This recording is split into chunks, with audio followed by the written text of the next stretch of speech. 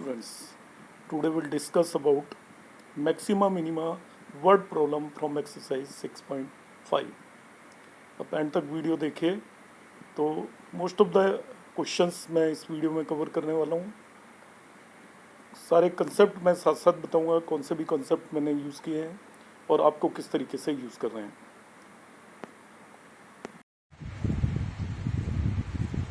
Hello students, today we will discuss few questions from the exercise 6.5 word problems of maxima minima.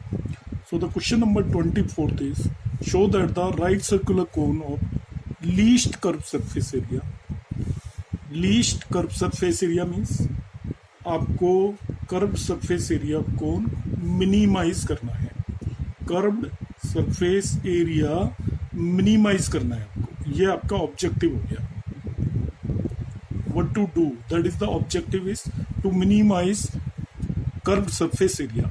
अब curved surface area cone का हमें मालूम है directly पाई R L होता है, और you can also write it as pi r under root of r square plus h square. कोई सा भी फॉर्मूला हम यूज कर सकते हैं, इसको मैक्सिमाइज या मिनिमाइज करना है। अब इसमें नेचुरली देखिए दो वेरिएबल हैं, और यहाँ पे यूज करोगे ये फॉर्मूला यूज करोगे तभी भी टू वेरिएबल्स हैं, और यहाँ पर यूज करोगे तभी भी टू वेरिएबल्स हैं। मगर यहाँ पे क्या दिया हुआ है, एंड ऑफ गिवन वॉल्यूम। जैसे ही कोई चीज गिवन हो you consider that as a constant. तो वॉल्यूम गिवन है इसका कोन का v, so it becomes constant. Volume is given means we read v as constant. तो आपका कोन का वॉल्यूम क्या होता है, 1/3 पाई आर स्क्वायर एच। इस चीज को मैक्सिमाइज करना है, मिनिमाइज, और ये गिवन है। अब देखिए मैंने सबसे पहले तो फॉर्मूला मॉडिफाई किया। एल हमें यहाँ पे कहीं नहीं दे रखा, एल को एलिमिनेट करना डिफिकल्ट है, तो मैंने इस क्वेश्चन को एच की फॉर्म में कन्वर्ट कर दिया है। अब ये जो फॉर्मूला है, वॉल्यूम गिवन है और कर्व सरफेस एरिया को मिनिमाइज करना है, तो जिसे मिनिमाइज करना है उसमें दो वेरिएबल्स आ रहे हैं, चाहे मैं ये फॉर्मूला यूज करूं चाहे ये वाला यूज करूं, इनमें से एक वेरिएबल को एलिमिनेट करेंगे हम। एलिमिनेट यहां से हम एच को करेंगे। आर को एलिमिनेट करना कॉम्प्लिकेटेड हो जाता है क्योंकि आर बाहर भी है अंदर भी है, एच एक ही जगह है, तो एच को एलिमिनेट करने के लिए एच इक्वल टू, देखिए मैंने यहां से क्या लिख लिया, 3v/πr²। और c की जगह मैंने c स्क्वायर ले लिया है। मैंने पहले भी एक क्वेश्चन में यूज किया था, तो मैं आपको पहले ही बता रहा हूं कि I will take square of this.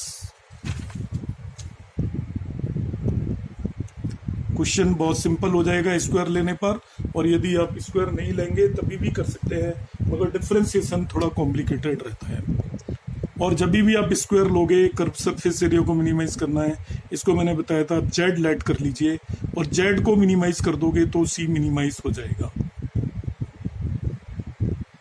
क्योंकि जब सी मिनिमम है तो ही इसका स्क्वायर भी मिनिमम होगा।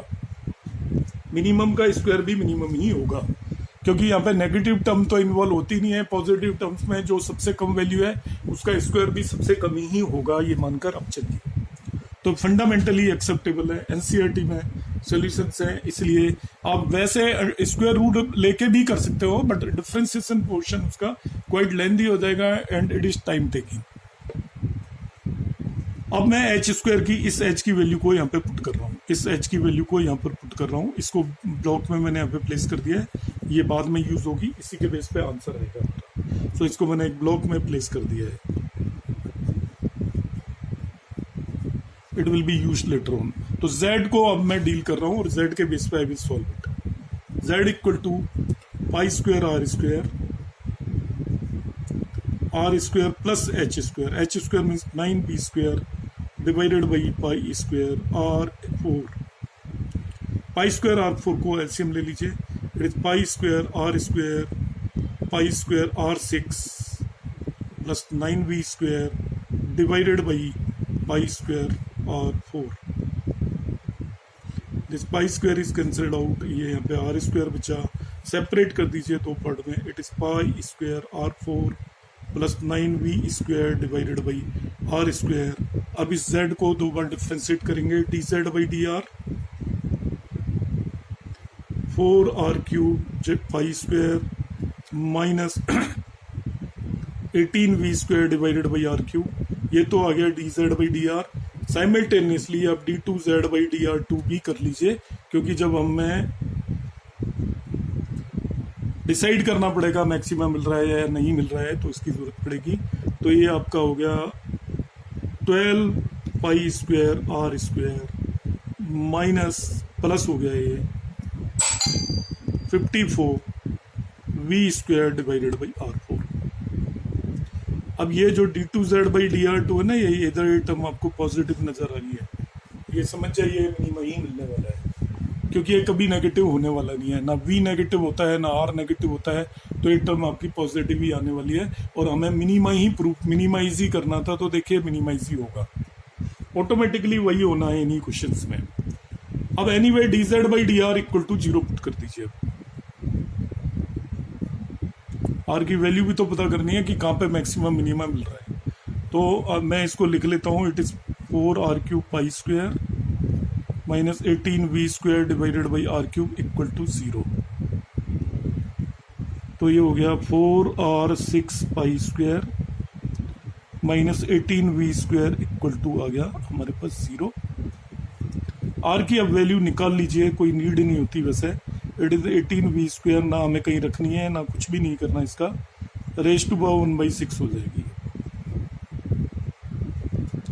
इससे मैं यहाँ पे पुट करता हूँ तो ये पॉजिटिव ही आएगा, मैं पहले ही बता चुका हूँ, कुछ भी रख देना value, it can not be negative. So at this d2v/dr2 is greater than 0, positive means we'll get minima. अब मिनिमा तो आ गया, मगर दूसरा पार्ट करना जरूरी है। दूसरा पार्ट क्या कहता है कि given volume has an altitude equal to √2 times the radius, मतलब आपको प्रूव करना है h इक्वल टू √2r, तब आपका ये क्वेश्चन कंप्लीट होगा। कोई बात नहीं, तो r की जो आपने ये वैल्यू निकाली है या इस चीज को यूज करिए, आप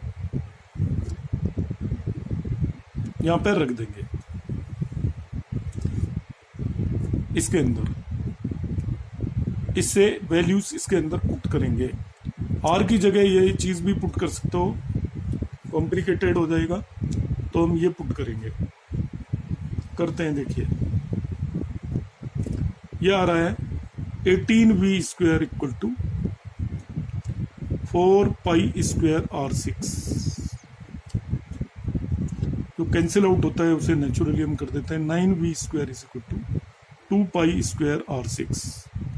स्क्वायर रूट ले लेते हैं इसका, 3v equal to √2 pi r³ हो गया। देखिए यहाँ पे 3v की जगह √2 पाई r³ पुट कर दीजिए, 3v की जगह √2 पाई r³ पुट कर दीजिए। तो देखिए h क्या आया, √2 pi r³ divided by pi r square, pi से pi cancel out, r square से r कैंसिल हो गया, h इक्वल टू √2r हो गया।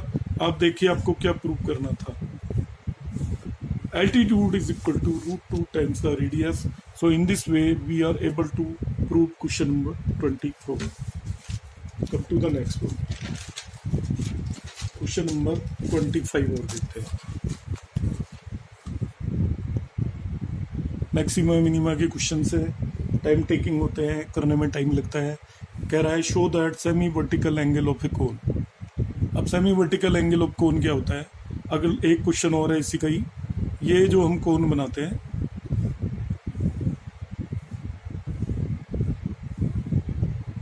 ये पूरा एंगल वर्टिकल एंगल होता है, और इसका मैं हाफ कर दूं तो वो होगा semi vertical angle. This alpha is semi vertical angle,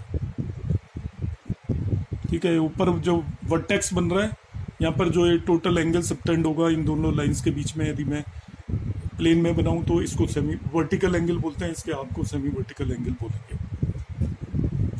OAB mark कर देता हूं मैं इसे, इस क्वेश्चन में मैं यूज क्या करने वाला हूं। देखिए show that the semi vertical angle of कोन, मतलब ये निकालना है of the maximum volume end of given slant height is tan inverse √2। तो देखिए क्या कहानी है आपकी, स्लांट हाइट गिवन है, L इज गिवन, L ये गिवन है, तो आपको मालूम है जो चीज दी हुई होती है we take it as constant. Volume maximise करवा रहा है, तो मैं इसको H मान लेता हूँ या R मान लेता हूँ, ये डायमेंशंस होती है हमारी। तो वॉल्यूम देखिए यहाँ पे यही यूज करना है आपको, वॉल्यूम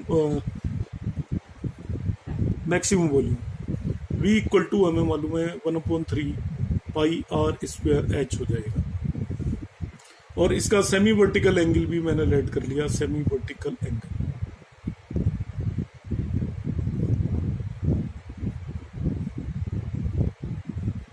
अब देखिए जिस वॉल्यूम को मैक्सिमाइज कर रखा है उसमें तो एल कहीं आ नहीं रहा, ना एल एल्फा आ रहा है, और इसके अंदर दो वेरिएबल आ रहे हैं, तो मैक्सिमाइज करने के लिए आपको इसे सिंगल वेरिएबल में कन्वर्ट करना पड़ेगा। तो ये तो इन दोनों के बीच में जब तक कोई रिलेशन ना हो तो हम एच को आर से या आर को एस से रिप्लेस तो कर नहीं सकते। तो इस क्वेश्चन में ध्यान रखिएगा, स्पेशल टेक्निक है, स्पेशल मेथड है। आपको आर और एस दोनों को एलिमिनेट करना है, एल गिवन है यहाँ पर। तो देखिए ट्राइंगल ओ ए बी में, in triangle O A B ट्रिको आपको सबको आती है, मैं डायरेक्ट निकाल रहा हूँ। आर निकल जाएगा in terms of l and alpha. आपको पता है r by l is equal to sine alpha हो जाएगा, परपेंडिकुलर डिवाइडेड बाई हाइपोटेनस। तो r equal to l sine alpha हो गया। ऐसे ही h equal to l cos alpha हो जाएगा। तो देखिए आपने आर और एच दोनों को एल और अल्फा की फॉर्म में निकाल दिया। उसमें एल तो पहले से ही कांस्टेंट था, तो ओनली अल्फा वेरिएबल बचेगा। वॉल्यूम में ये रखूंगा तो वेरिएबल बचेगा अल्फा। तो v इक्वल टू हो जाएगा 1/3 पाई आर स्क्वायर। आर स्क्वायर का मतलब हो गया L square sine square alpha into H मतलब एल कोस अल्फा। अब ये देखिए सिंगल वेरिएबल में कन्वर्ट हो गया पूरी इक्वेशन, 2 वेरिएबल्स बचे ही नहीं है इसके अंदर। तो I can write it as it is 1/3 pi L cube sin square alpha into cos alpha. We'll differentiate this with respect to alpha. So dv by d alpha हम निकाल लेंगे। अल्फा के रेस्पेक्ट में डिफ्रेंशिएट करेंगे तो 1/3 pi L cube तो हमारा as it is रहने वाला है।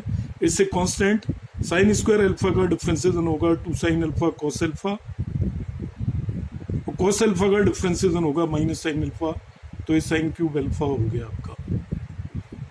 मैक्सिमाइज मिनिमाइज करने का जो हमारा नॉर्मल फॉर्मेलिटी है उसके लिए एक बार और डिफ्रेंशिएट कर लेते हैं ऑलवेज, जैसा कि मैं हर एक क्वेश्चन में करता हूँ। डबल डेरिवेटिव साथ में निकाल लीजिए, डिफ्रेंशिएशन का काम हमारा एंड हो जाएगा। 1/3 पाई एल क्यूब ले लिया, और यहाँ पे फर्स्ट इसको प्रोडक्ट रूल से करना है। तो ये आपका आएगा 2 cos cube alpha, sine alpha का कर दिया, minus 2 sine square alpha cos alpha हो जाएगा, और ये हो जाएगा -3 कॉस स्क्वायर अल्फा, वो 3 cos alpha sine square alpha.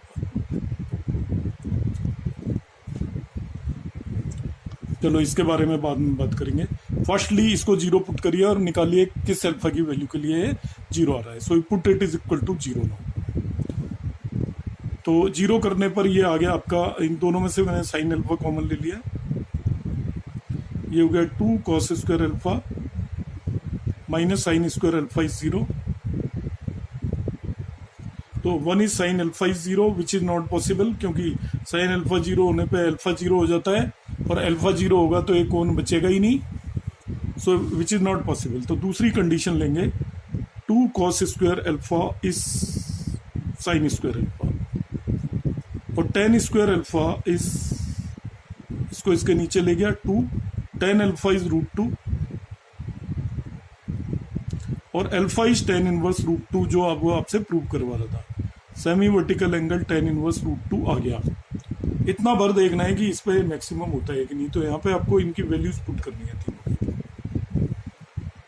tan alpha √2 हो तो आप साइन और कॉस की वैल्यू निकाल सकते हो। ट्रायंगल बना लीजिए, ये √2 है, ये 1 है, तो ये 3 हो जाएगा रूट।